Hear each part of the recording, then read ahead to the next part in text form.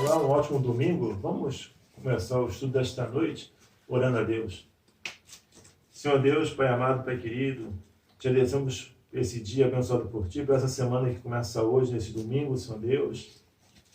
Te rogamos, Senhor Deus, que o nosso filho Tiago cura, restaura a saúde dele, Senhor Deus. Restaura também a saúde da minha esposa, Senhor Deus. Ó Pai amado, restaura também a saúde, Senhor Deus, da mãe e da avó do Felipe, Senhor Deus. Ó Pai amado, e consola o coração dele pela perda do avô, Senhor Deus. E restaura a saúde da avó e da mãe também estão com Covid, Senhor Deus. Tem misericórdia, Senhor Deus. Dá saúde para a família, Senhor Deus. Ó Pai querido, venha agir poderosamente em cada vida, Senhor Deus. Abençoa que os cientistas médicos descobrir a cura das enfermidades, Senhor Deus. Ó Senhor Deus, sara a nossa nação, sara cada nação, cada vida, Senhor Deus. Ó Pai amado, abençoa o estudo desta noite, abençoa o estudo da Tua Palavra, possamos ter uma compreensão melhor a respeito da Tua Palavra, Senhor Deus, a respeito sobre salvação, Senhor Deus. Continue conosco e te rogamos, agradecidos, oramos em nome de Jesus Cristo. Amém, Senhor Deus. Hoje vamos continuar aprendendo a lição 3 da revista Palavra e Vida, do segundo trimestre de 2020. A lição de hoje é sobre não as obras e sim a graça.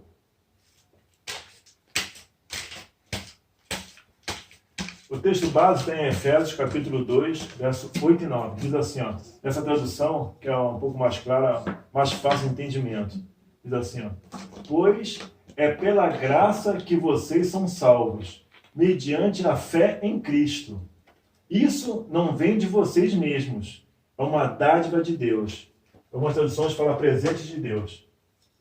Salvação não é uma recompensa pelo bem que fizemos. Portanto, nenhum de nós tem mérito nisso. A introdução está na revista. Eu coloquei algumas indagações que nós temos nessa lição 3. Diz assim, ó, salvo pela graça ou pelas obras? Vamos entender, nós somos salvos pela graça ou pelas obras? Ou pelo bem que nós fazemos? E em Mateus 19, 25, também está assim, ó, então, quem neste mundo pode ser salvo? Essa foi uma indagação dos discípulos, quando Jesus e um jovem rico estavam dialogando a respeito da salvação. Aquele jovem chegou a Jesus e perguntou, o que faria para herdar a vida eterna? E Jesus perguntou, você tem guardado a palavra, tem guardado as leis, os mandamentos?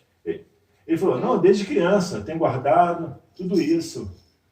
E Jesus ainda falou, já que você quer ser perfeito, vai e vende tudo que tens e dá aos pobres e segue-me. É aquele jovem, diz a palavra de Deus, que o jovem saiu triste e não voltou mais. E aqueles discípulos perguntaram, e Jesus falou, né? Quão difícil é entrar um rico no reino dos céus. Aí ele explicou sobre isso e os discípulos indagaram a ele, né? Então, quem nesse mundo pode ser salvo? E nós, nesta noite, nesse estudo, nós vamos compreender sobre isso. E aqui está o carcereiro, quando Paulo e Silas cantavam, né? Ele pensou que todos os presos tinham fugido. E ele perguntou, senhores, o que devo fazer para ser salvo? E Paulo e eles responderam para ele, creia e serás salvo, tu e tua casa. Então vamos entrar nessas indagações, vamos compreender um pouco mais na palavra de Deus a respeito dos ensinamentos através do apóstolo Paulo.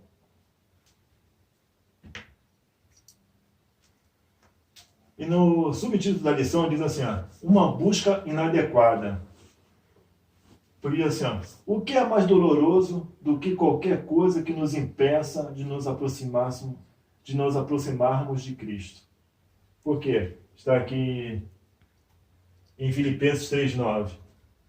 Não contando mais em salvar-me por ser suficientemente bom ou por obedecer às leis de Deus, mas pela fé em Cristo como meu Salvador, porque a maneira de Deus nos fazer justos diante dele se baseia na fé. É esse ensinamento que nós estamos colocando, né?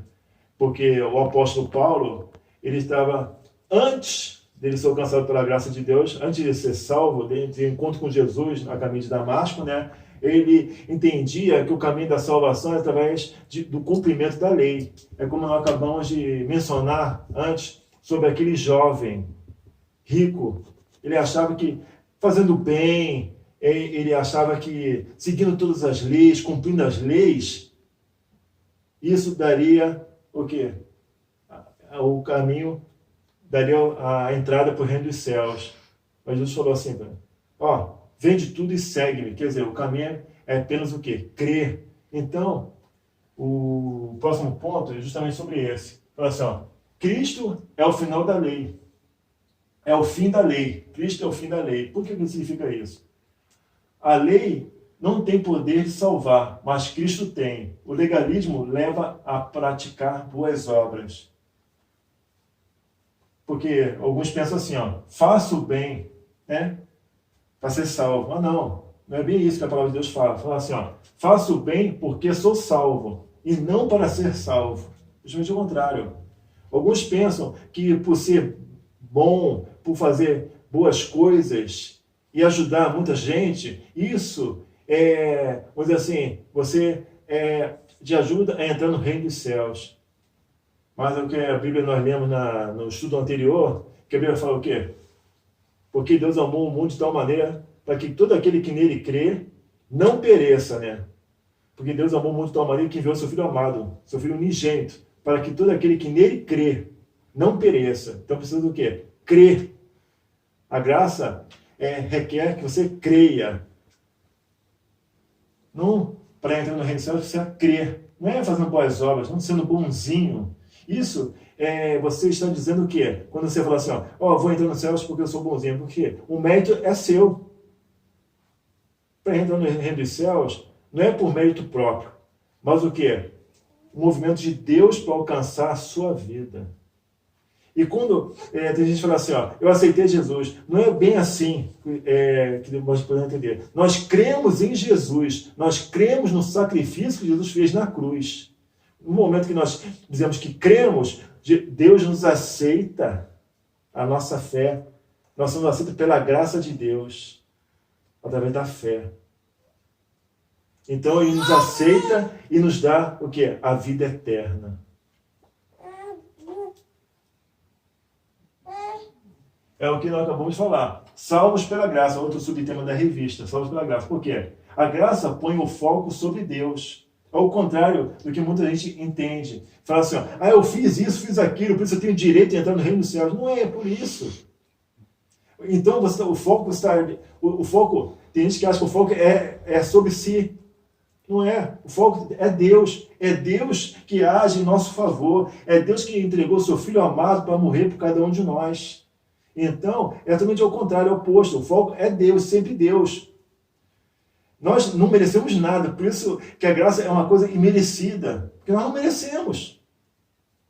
E Deus, mesmo assim, pela sua graça e misericórdia, nos alcança através do sangue de Jesus que foi derramado na cruz. Nós cremos pela fé, mesmo porque nenhum de nós, naquela época, estávamos lá para assistir. Nós cremos pela fé que Jesus morreu e ressuscitou, trazendo vida a cada um de nós.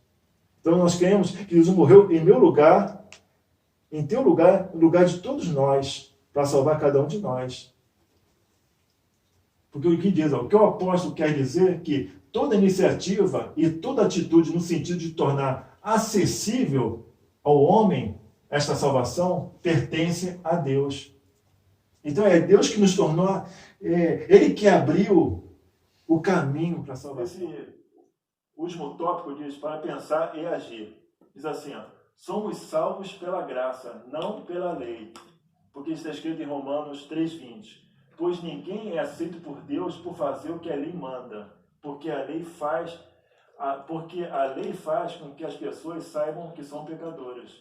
Então, estamos falando, nós somos salvos pela graça de Deus, pela misericórdia de Deus.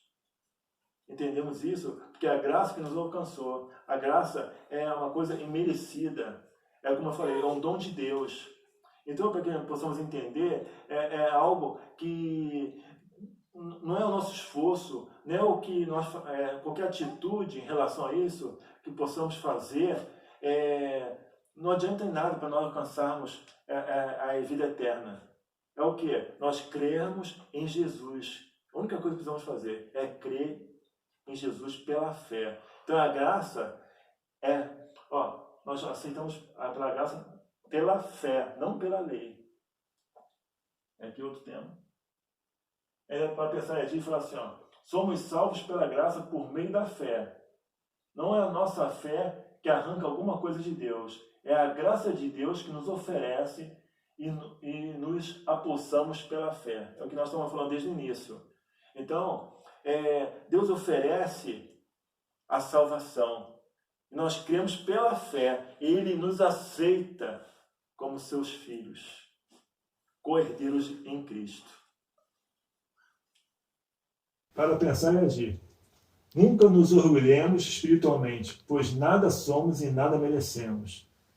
É a bondade de Deus que nos dá tudo.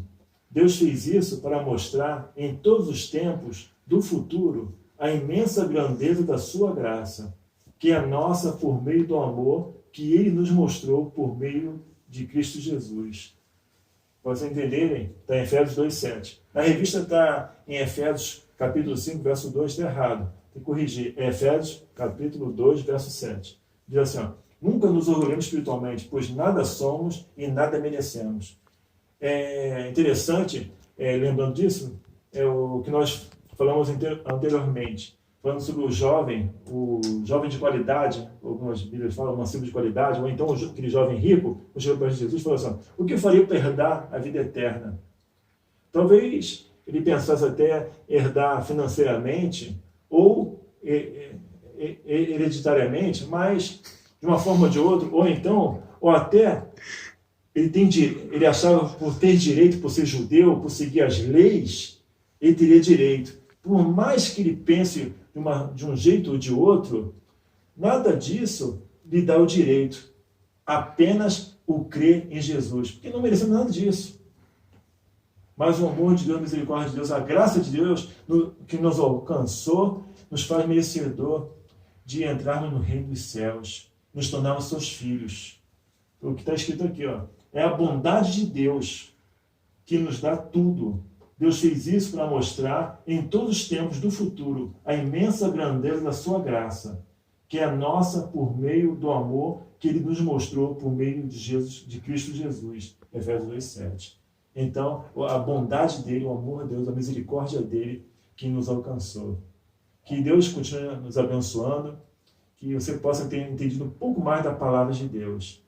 Um grande abraço, fique com Deus.